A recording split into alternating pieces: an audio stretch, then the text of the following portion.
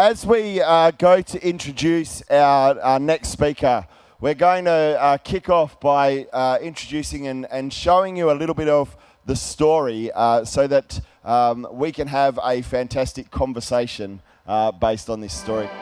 I had an interesting journey as a Boston Public School student, and I guess I'll date myself and say that I was at the heart of desegregation in the district schools here in Boston.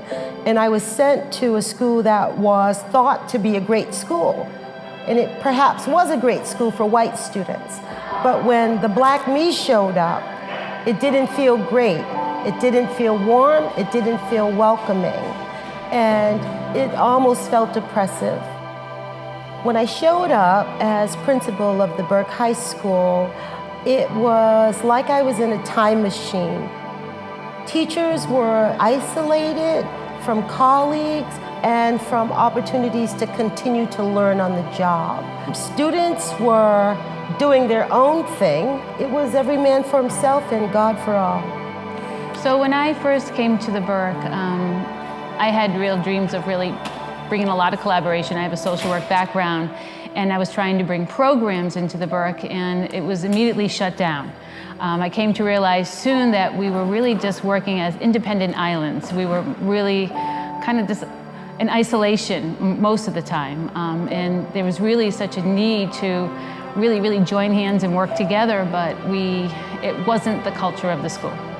We realized that the instruction was just plain and ordinary and built for anybody or nobody.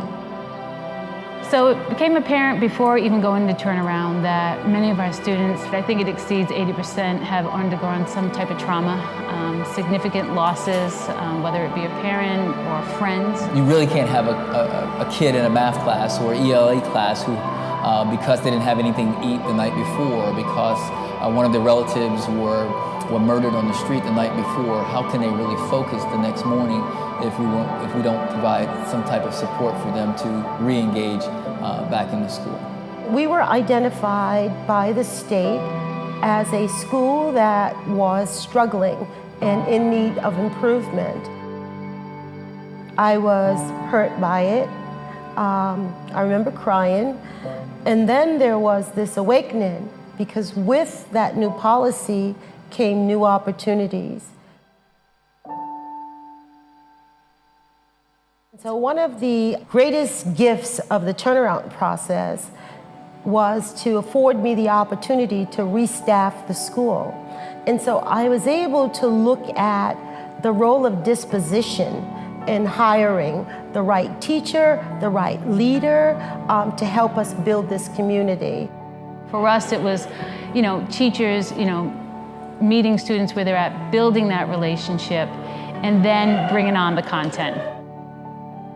So I like to say this is a school where everybody knows your name, where we mirror the qualities of a family. This is not the job for just one person, but it's the job for a team. So the success of the school has been really working together. There's a level of psychological safety within the school, and we're certainly not islands anymore. We meet weekly and we look at a problem or practice or an instructional challenge that a student may be having. And then we look at research-based practices and we try one. And once we try it, we come back together and to see, based on formative assessments that we gave the students, to see if it was successful or not. One of the things we found in all of the rapidly improving schools is that they have unleashed the power of teacher collaboration. And the only way you do that is for a facilitative leader who is capable of creating the conditions so that her teachers can change the world for their students. I'm absolutely amazed at this team, and I'm excited. For instance, our attendance went from 83% to we now function between 90 and 92% average daily attendance each year. Our graduation rate started at 34%. Oh my goodness, I say. And it's now at 74%. When you see how far students have grown when they walked in the building and the opportunities that they see themselves in when they leave this building, it's just so touching that in a short amount of time that we can really change lives. So don't be alone in it. Be distributive in your practice and build the community of leaders that are at school with you to be greater than they were before you met them. Your job, your responsibility, your role is to educate, teach, and love every child that you see as if they're your own. And I have children, and I love them. And these children, as long as they're here, they're mine, and I love them as well.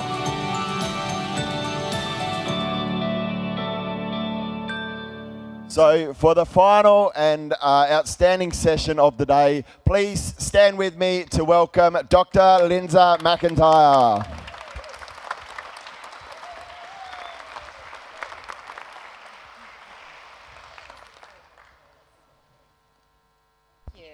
Welcome. So it's been a great privilege. You've just seen an amazing video, and you get a little emotional when you see that video. I do. I don't get jealous of Aaron Tate very often, But when Aaron came back from Boston and he was telling me the story, I was incredibly jealous of him being able to see this amazing school, but more so also just meeting an amazing person with such an incredible story. And so I actually want to start, before we go into this school transformation, because I need to know a little bit more here. Okay. But you were in America at a time as a kid, which was really challenging. So I want you to tell us a little bit about, growing up in America at that time. What was happening, and what were you experiencing as a young kid? Right. So at that time, I was very conscious of self and emotions and how I felt in family and community, and even very confident as a learner. But something was going on around me, and they talked about it in terms of desegregation. And they said, let's shake things up. Let's take the students who are used to being at this school, the all-black students, and let's integrate them into an all-white school and see if we can create a diversity balance. And it was not done with any emotional intelligence. It was not done with the spirit of design. It was done as a matter of compliance in regards to a civil commitment. And so they ripped us out of our schools where we were engaged in storytelling, song, and just great opportunities to learn. And they moved us to a school where they told us it was going to be so much better.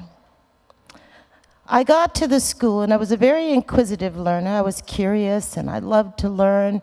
I played school. That was one of my favorite games. I was the oldest sibling of 8 others. And so Mom would say, keep them busy, Linz, while I cook dinner. And we played one or two things. We played school or we played church. And I was the choir director, and I was the teacher, and you guys better sing in tune. So everybody loved school. So I get to this new school, and I'm raising my hand, and I'm excited, and I'm ignored. I'm raising my hand, I'm excited, and I'm invisible. And when I was acknowledged, it was never for anything that was positive or fun or even anything that I could identify with. And so it didn't feel good to me. My next experience was coming out of that school, and it wasn't a great experience. I began to lose my zest, my love for learning. I got sent to another school. And I said, this is where I draw the line. I am not coming to this school. This school is not efficacious. How dare you have me have lunch in a room that smells like a gymnasium? How dare you keep me in a space that is cold and unwelcoming? I can't learn like this, and I won't learn like this. So I went home and I ruffled some feathers. I said, Mom, Dad, nope, not gonna do it, can't do it. I draw the line here. I've been humiliated enough. I've been imposed upon enough. And if I'm gonna love learning, like you said I should, then somebody's gonna love teaching me. So my dad, who never took a day off of work, he said, Linz, I'm gonna take a day off of work. And if that school is anything like you say it is, then we're gonna do something about it. And my dad showed up at the school, and I said, you smell that cafeteria? You see that food? You see these broken windows? And he said, we're out of here. He gave me the yellow pages and said, select 3 private schools, and you and I will take another day off, and we'll go choose the one that fits you best. I chose my private school, and I had an awesome opportunity to continue learning. I got to my senior year, and I realized that there was a social emotional element that could not be replaced for all the cognitive understandings that you get from the best professors and the best books and the best learning experience. If you are not socially, emotionally connected, then there's a flatness to it. And so I said to my parents, I said, hey, I'm all ready for graduation. I'm a year early. I'm ahead of everybody and everything. How about I go back to my old school? Because you know what, senior year, there's going to be a party. And my mom looked at me like, are you crazy? And my father said, oh, no, you need to just stick it out. Let's wrap this thing up. And I was persistent. I was like, no, I want to engage socially and emotionally. Look, I know trigonometry. Here's my A in calculus. Let me go. Let me just go feel good about being in school. And my mother said, well, you know, honey, we could use the money. So off I went to my school, my old school, the school I never really got to go to, the local high school. And what I found was complete despair.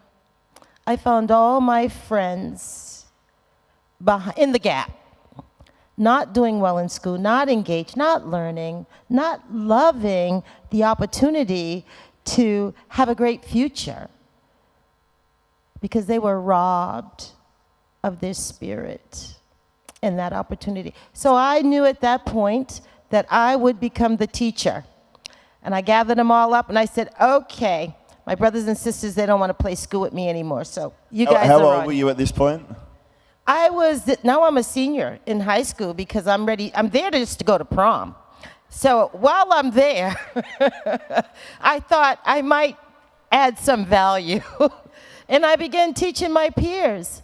And I knew that at that point, not only was I going to be a teacher, but I was going to understand the psychological dynamics to learning. And I was going to understand that it was not just your cognitive understandings that make for a total and complete learning experience, but also your social, emotional, or your socioeconomical ones, or your sociocultural ones, that really, when added to your cognitive understandings, make for altruistic learning.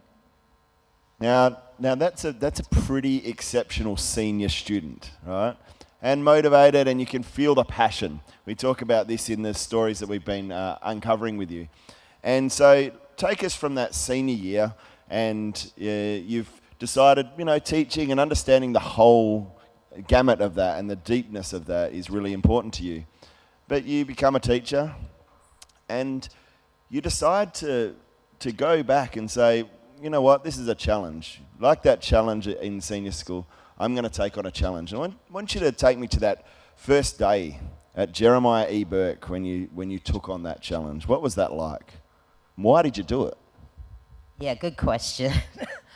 So I'm in a little alternative school, and I'm having a great time. My little alternative school looked better than any of the district schools, right? So my superintendent came in and said, oh, wow, this is looking really great. We got trouble over there. Hey, why don't we take you, put you over there, make them look good? this is only 125 kids. They're not necessarily going to matter. I got 700 over there. I said, well, they matter to me. So he said, oh, okay, so what do you want?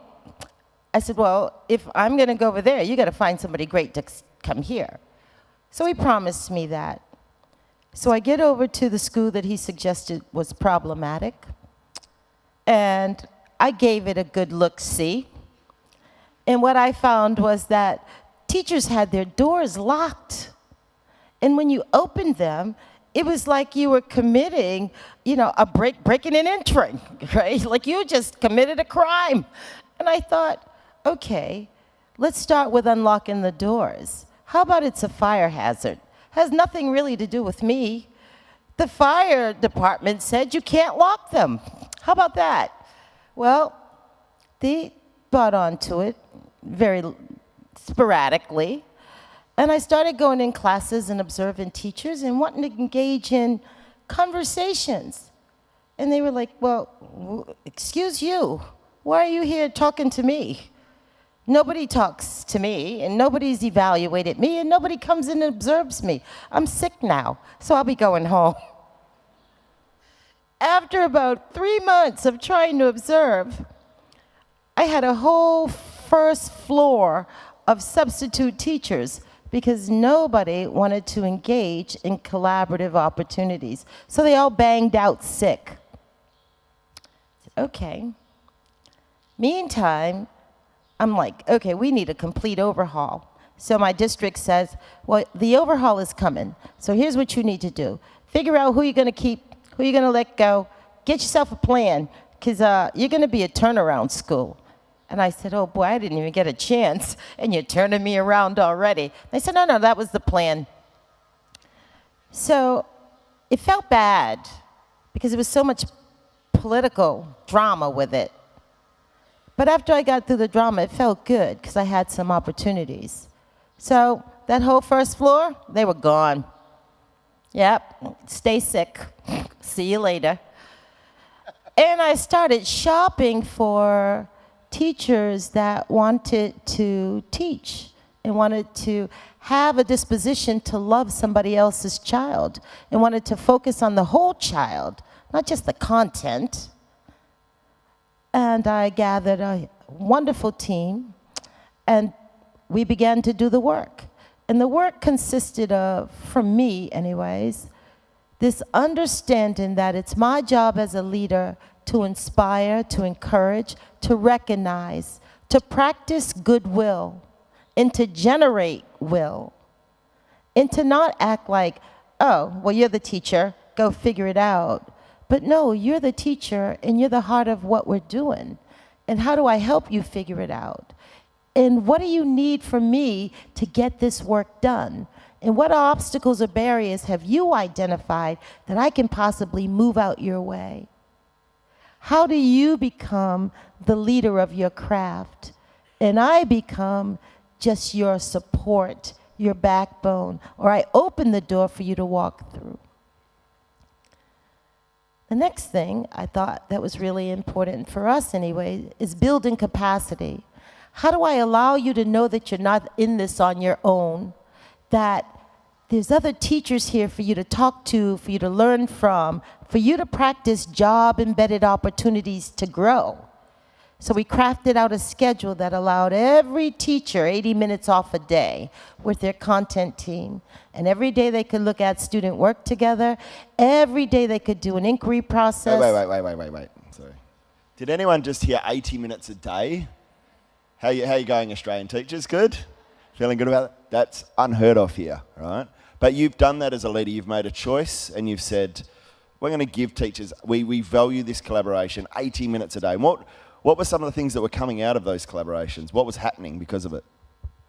So teachers were deciding that not only were they not going to wait for somebody like me to come in and look at their class, that they were going to start videotaping themselves and talking about their practice amongst each other. They were writing grants.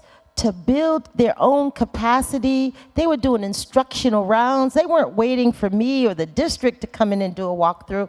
They were like, hey, we're going to walk through and check out the math department and see what's going on in numeracy that we can engage in our literacy. So people became empowered with that time and began to own the opportunity to close the gap. And so it wasn't my job to close the gap, it was our job to close the gap.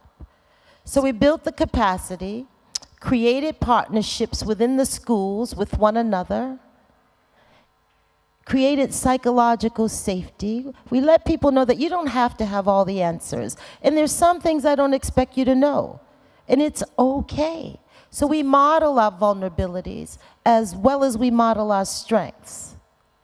And that creates a level of psychological safety for people to continue to take risks and to grow. And that's the same thing we want to model in the classroom for our students if we want them to be risk takers. We can't scold them or use the red pen when they get it wrong, but we have to let them know that that failure is only feedback for success. And kudos to you for trying. I think now, we don't want everyone to move to Boston, okay? They're not all allowed to go and work for Lindsa. But I want to ask you then, this sounds amazing in this school and it looks amazing. What are some of the stories that you're most proud of as you've gone forward? Because there's been huge achievement results. You've taken it from about a 34% graduation rate, which we would call in America a dropout factory, I think, to a 77% graduation. You give kids 3 different opportunities to graduate, I heard yesterday in the masterclass. But what are the things that as a leader you're looking back and looking at this school now? How many years has it been? I'm actually in my 9th year. Wow, 9 years? It takes a while to transform. Yeah. It's not an overnight deal. What's something that you really remember that you're looking on now, or an individual story where you're saying, this I'm so proud of? So there's a few things I'm proud of. I'm proud of the fact that publicly, we were identified by Edvestors, which is a huge philanthropic organization, as a school that's on the move and outperforming our peers at 75%. I'm proud of the fact that as a school on the move, we were awarded $100,000 that was able to continue investment in our development. So that makes me proud. I'm proud of the fact that we now have boys of color in the past 3 years that have never had a fight.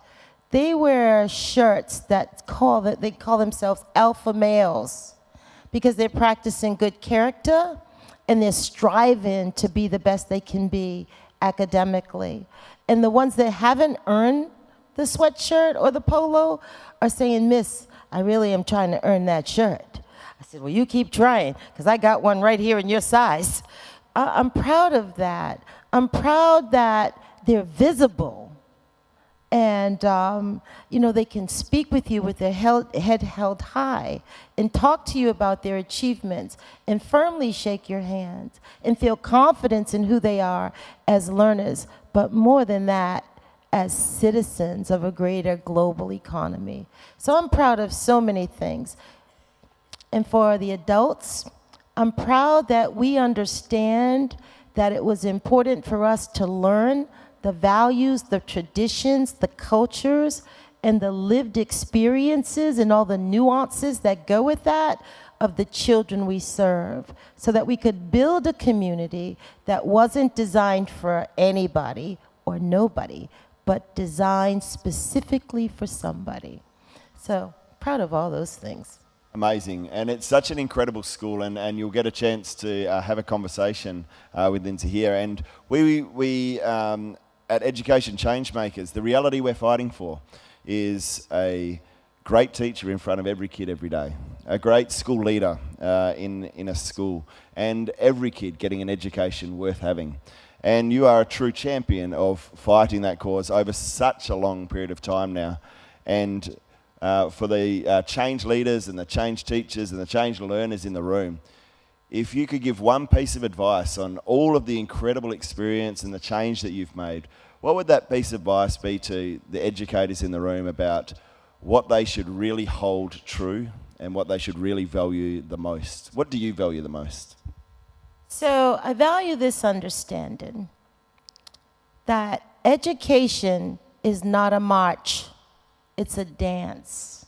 And if you don't listen to the hearts and the understandings of the people in your academic community, whether that's your families, your students, your teachers, then you miss out on some great opportunities to achieve. I would offer you that. I would also offer you this, that probably the least effective definition of a teacher is the certificate or the license that they hold.